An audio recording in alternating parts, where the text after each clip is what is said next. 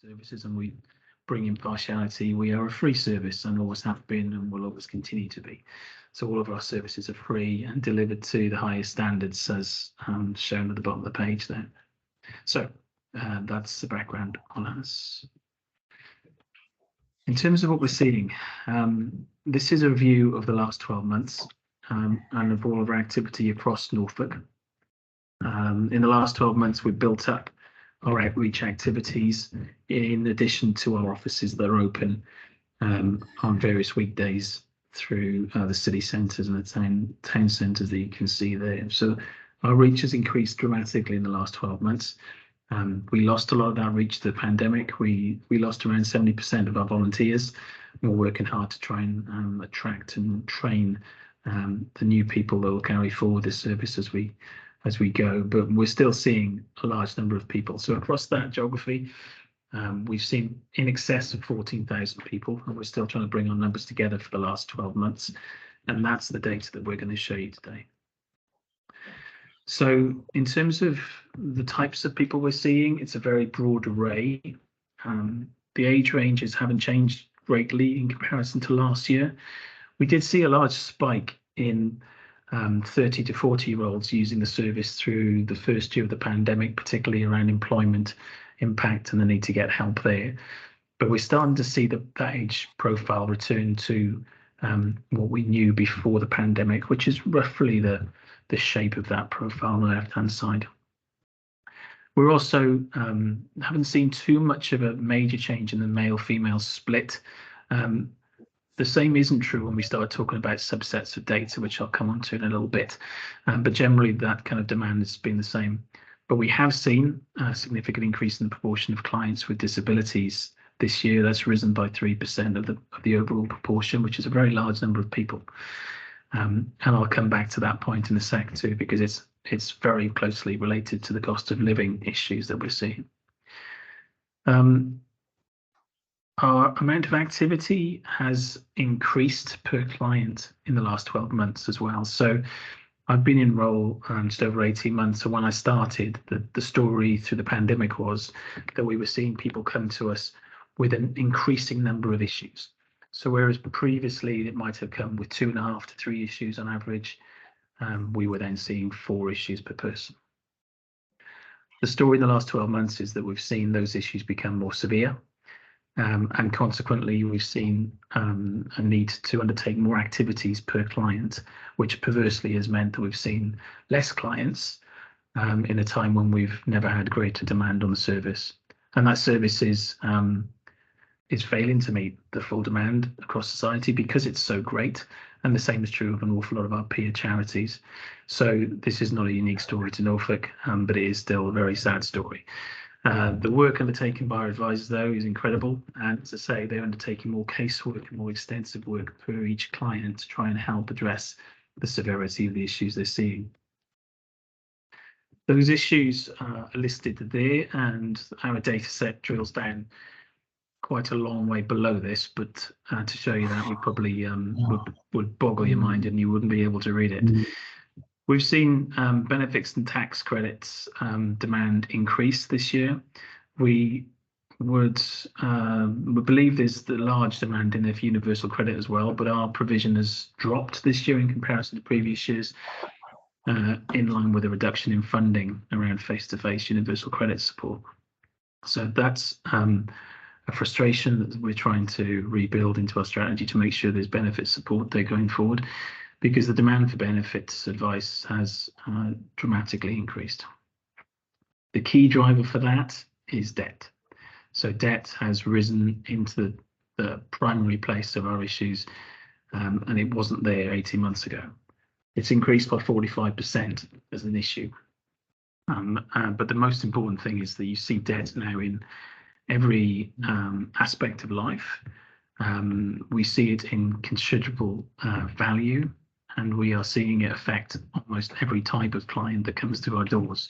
It's no longer something that we might assign to individuals out of work or living alone. This is something we're seeing affect everybody, and we'll talk a little bit about that as well later on. That's not to skirt over things like housing relationships. As you can see, we list there, they've risen by 30% each as well. And energy concerns have tripled. That's a very simple phrase. It's a very shocking aspect of the work that we've done in the last 12 months that we've seen increases in that area particularly. The next few slides really look at the issues that we have logged as cost of living issues. So it's not the universal set of data. It's a very important subset of data, but is dominating most of our work. So we've seen a 30% increase in these leading costs of living measures in the last quarter compared to the previous year, as you might imagine. I think helping the public and key agencies to understand the urgency and the acceleration in these sorts of issues is actually a challenge for us. 12 months ago, I was on the radio giving very harrowing examples of poverty in the middle of Norwich, which were more akin to Victorian times than what you'd hope for in this century. But those stories have been told now for over a year, and we think people are becoming quite cold to them. I think it's challenging for us to underline the severity of the issues that we're seeing and the acceleration in some of those areas. The next slide will help a little bit, but this one will give you a sense of the challenge that we see compared to what's going on across England and Wales and the rest of the Citizens Advice data set that we have. It's largely very similar. We've been open since mid-2020, so our doors have been always open. Many of the other agencies across the country haven't been able to do that, so I think that accounts for some of the global increase you see there in the chart on the right-hand side. But we've also been working closely with charities and other peer groups in Norfolk, and I think what we've seen there is a fair bit of support for things like council tax and housing. In some particular districts, actually, the council are taking a much more conciliatory approach, and that's really the only difference we're seeing. The issues are obviously national, but the solutions are only going to be coming locally from the work that we've done with some of our county and district councils. This one, though, starts to underline the severity of what we've seen. So the chart on the left-hand side shows the energy advice provided just by our charity in Norfolk. The yellow line is 2021, pre-COVID is obviously red.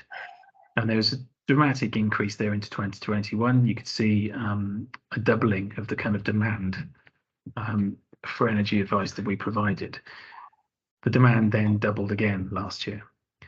And we spoke to MPs in Westminster in January this year, and we didn't have the green line data, but we said we feel that energy advice demand is not simply plateauing or staying steady, it's actually accelerating, and that's what we're seeing now. So in March, we'd already completed the 2021 levels of advice for energy. We're not seeing that slow down, we're seeing an increase. So the provisions that are being provided to individuals, the recent changes in extension of the bursaries is good to see, but it's very short-termist, and we would like to see a longer-term provision for everybody that needs energy support. And we'd also like to see some provision for businesses, because within those figures, we're seeing an increase relationship with bankruptcy and business failure and unemployment because of energy issues. Just a point on the right-hand side around charitable support and food banks. So these pieces of advice are generally related to food parcels and to emergency payments. Those numbers probably mask a dramatic increase because we've had our services in food banks for many years now. That's not to say that increase by 50% in last year's figures is not alarming. But I don't think we're telling the full story of the issues we're seeing there. Food bank demand and food support is clearly increasing by the day. And those people that are facing those sorts of challenges, from the last few slides I've shown you, those cost of living issues, these are the people that face it.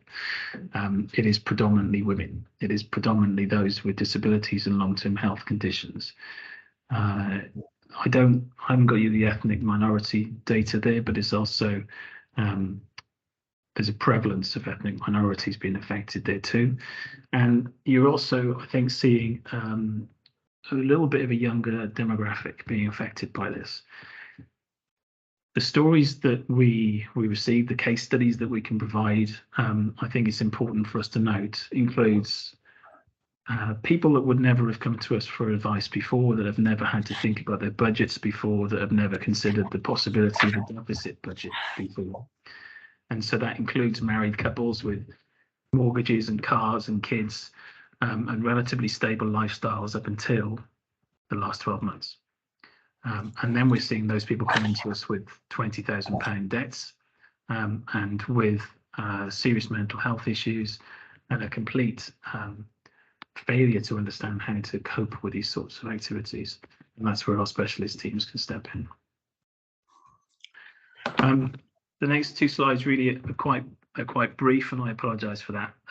But it hopefully gives a sense of the kind of data that we're seeing and what we'd be able to provide in future reports. You can find those reports on our website and in our social media as well, as in these kind of public releases that we're going to try and start doing. We track every issue, and we drill down beneath this level to further levels to try and get a very granular idea about what people's problems are and what that tells us about the direction of provision of services and policy in the local area as well. It's very clear from the data, not that this chart is almost pretty, it makes debt and deprivation look quite attractive, unfortunately.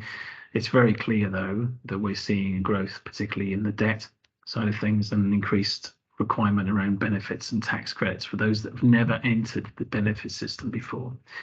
And say we mentioned that primarily to give you a sense of the kind of work that we can do, the kind of work that our volunteer research team look at as well. And one of the things that we noticed recently when we looked at our data was the changes in the number of issues on the left-hand side there. Is normally not very useful. We can only pick out the top 2 or 3 trends clearly because everything else gets muddled at the bottom. But you can see the change in issue numbers around debt as that yellow line, the leading line on the left-hand side. But you can also see that when we draw out what is a much smaller number, and maybe we couldn't present a statistically relevant, but a much smaller number of the GBA and hate crime that is being reported to us, it's directly in relation to the kind of pressures that people see on their budgets. And so we're doing more and more work in this area, and we're organising our research plan for the coming 12 months. So it's also partly a call out to anybody that's interested in joining us to help us analyse our data and to promote some of the actions and some of the concerns that we have for the people of Norfolk. So I believe that is the final slide to present with you. So it gives you a sense of the scale of activity. And just to explain some of the terminology to those of you that might not have joined us before. Our final numbers for last year is still going to be reviewed, and we'll produce those into our impact report, available later on in the year around our annual review. But I would just like to note thanks to all our advisors who are helping our clients to gain that income. Every year we've put £1.4 million in people's pockets at a time when that money's so valuable. And also to note the work of our debt team, who we've written off actually now more than £1.1 million worth of debt. And that is releasing people from the greatest pressure they'll face in life and helping them to rebuild their lives. It's also a figure that is more than the last 2 years worth of debt activity that we've written off. So I'm afraid the overriding message from the presentation is the debt is increasing.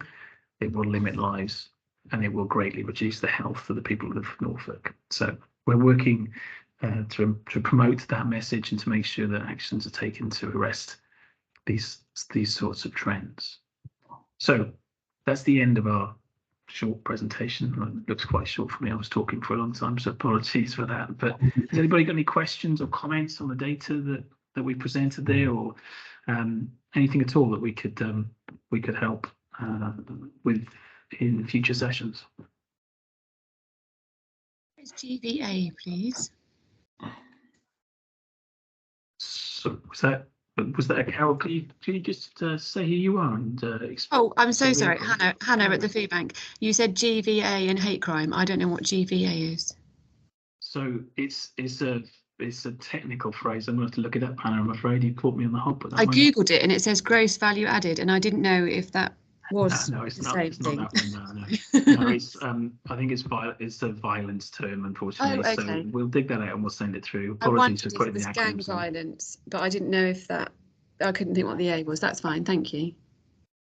No, but it's a good point. I'll stop putting acronyms in my presentations. Any other queries or comments from anybody? Is there anything anybody would like to see us present more data on or to drill down into?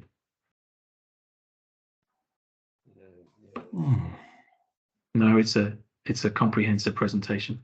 Oh, Michael. Mark, it's very comprehensive. It's an extremely good overview of the county.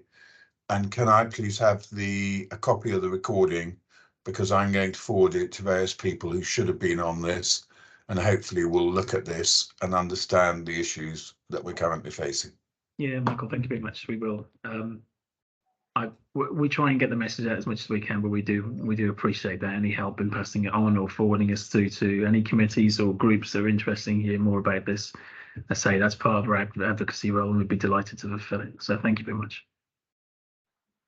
I'm sorry, I just saw a comment come in. I don't know who it is, but thanks for the comment. It's Hannah again. Sorry, I don't know how to rename myself. I got a new laptop and it's gone back to Office. I don't know how to rename it. That's good. Well, thanks very much, Hannah. I appreciate that. Any other questions before we call off? No? Okay. Well, thanks very much for joining us, everybody. Maybe just one other question. You said you're going to do it again. How often if this was the first one, how likely is it it's like every quarter or every year, or what's the idea? Oh, I think at least every quarter, Hannah. We've got data of the yin yang, frankly. It's more about making sure that we can present something that's really valuable. So yeah, if you have any queries or comments on this once you've called off, then do ping us a line, and we'll make sure that you get invites to the future sessions. Thank you. Okay, everybody, thanks very much for your time. Nice to see you. Thank you, for joining Mark. us. Thank you very much. Bye-bye. Thank you.